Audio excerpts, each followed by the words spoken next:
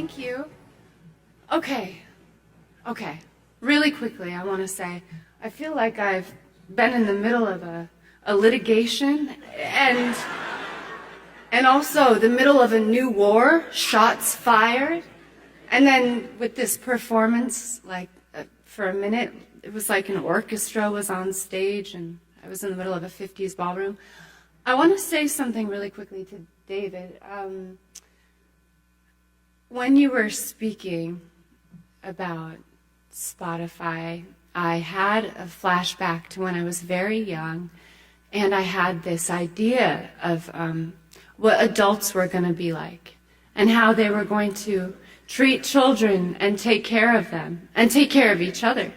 And I don't know if I've ever not met anyone like you. Thank you for reminding me that there are people who still speak in sentences that I understand, that resonate with how I feel, say things I don't want to say, about things I feel really strongly about, that I forget that I feel strongly about. I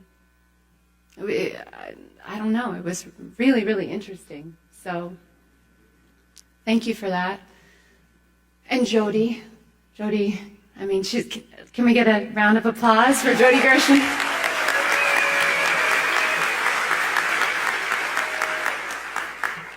To be up here with her, obviously, is an award in itself. I'm not unaware of that.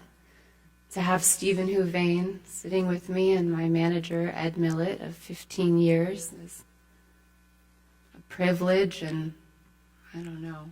You kind of have to be in this room to know how important and special that is. God, I just felt like Aaron Brockovich for a minute in the middle of this whole track. It's perfect. Okay. This is just like the Ivors where I had nothing to say, and then I heard all the information, and I just now I have so much to say. Well, I'm from Lake Placid, New York. It's 6 hours north of here. If you go through the Cascades, there's really only one way to go. Until I was 16, there was only about 900 people there. Coldest village in the nation, other than the city of Duluth, by the way.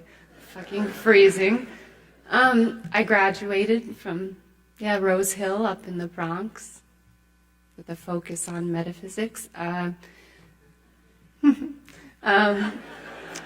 don't know what's happening up here, but we're gonna go there. And because I was thinking about it down there when everybody was talking, and I was I'll paint like a really quick picture of what it was like when I was getting into music. I was at Fordham up in the Bronx. I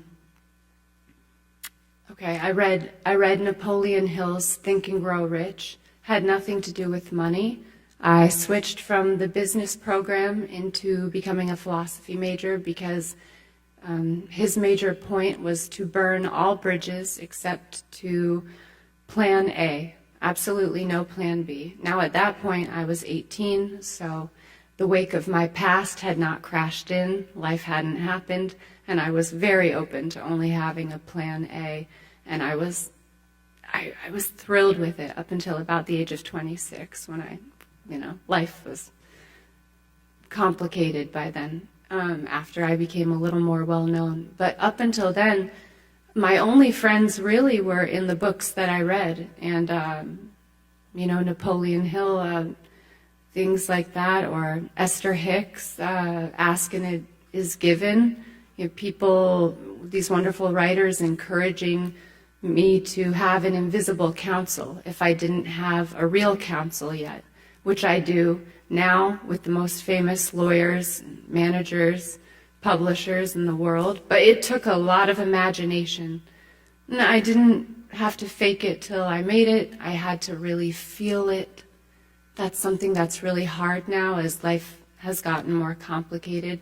I've heard that the further along you go down a path, the path gets more narrow, and so it's up to me to try and widen that path so I feel excited as I did then, and I work on it every day. The people I work with certainly make that easier, and I guess I'm not often surprised, but I was really surprised by that speech and by everything, and so thank you for that, and thank you for this. I probably know at least 20% of the audience here, which might surprise the rest of everybody, but congratulations to everybody, and what a beautiful performance as well. So thank you.